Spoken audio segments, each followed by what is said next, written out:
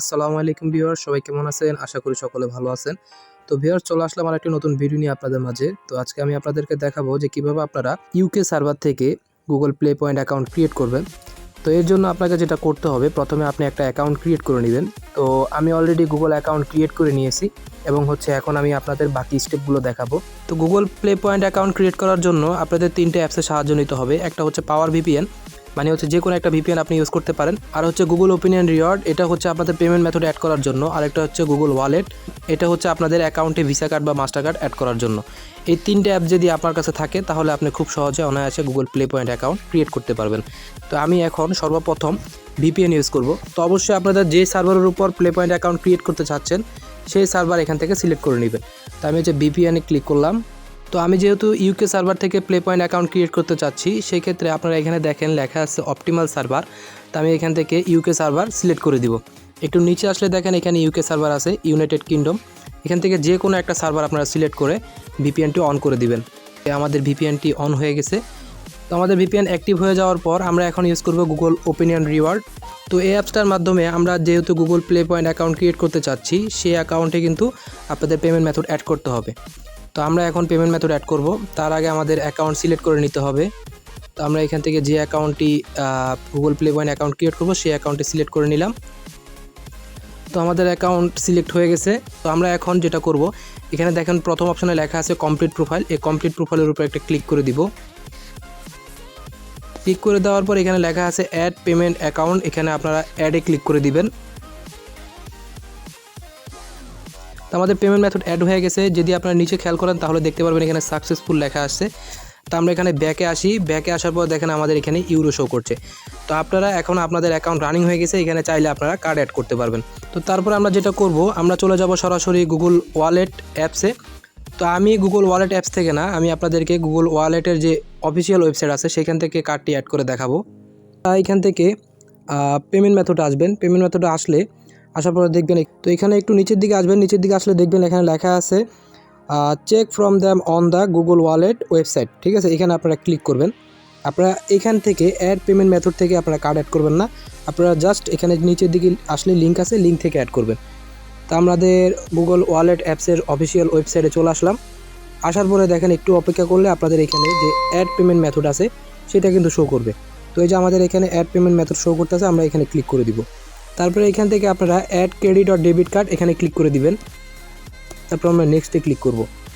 তো এখানে আমি কার্ডের ইনফরমেশনগুলো দিয়ে দিব।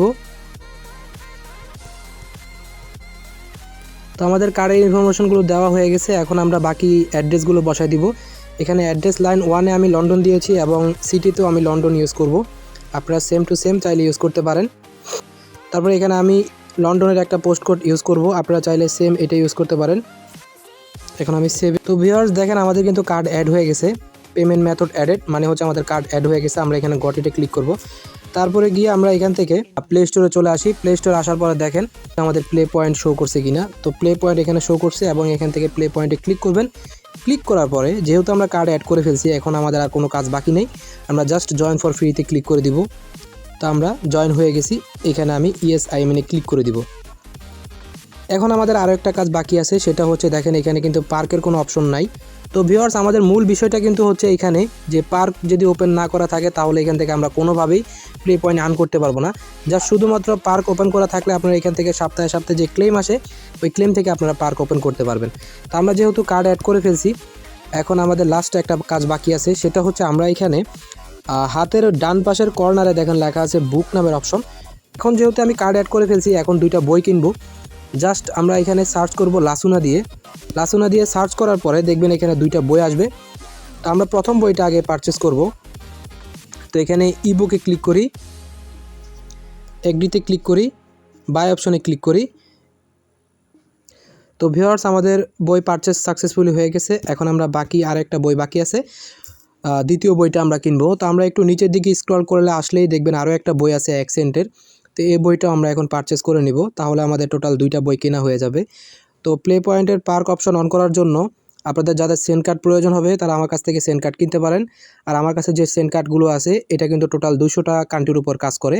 এর মানে হচ্ছে আপনারা যে কোনো কান্ট্রির উপরে যদি আপনাদের এই কার্ডটা অ্যাপ্লাই করেন খুব সহজে অ্যাড হয়ে যাবে, কোনো প্রকার কোনো প্রবলেম হবে না।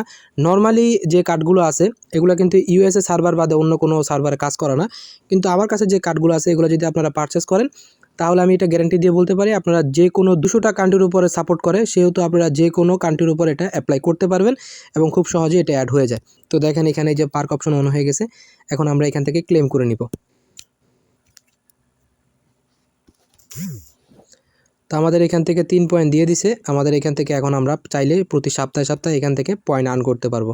তো ভিউয়ার যাদের কাছে ভিডিওটি ভালো লাগছে তারা অবশ্যই ভিডিওটিকে একটি লাইক করে দিবেন, আর এই ধরনের ভিডিও পাওয়ার জন্য অবশ্যই চ্যানেলটিকে সাবস্ক্রাইব করে পাশে থাকা বেল আইকনটি বাজিয়ে রাখবেন। আজকের মতো এখানে বিদায় নিতে হচ্ছে, সবাই ভালো থাকবেন, আল্লাহ হাফেজ।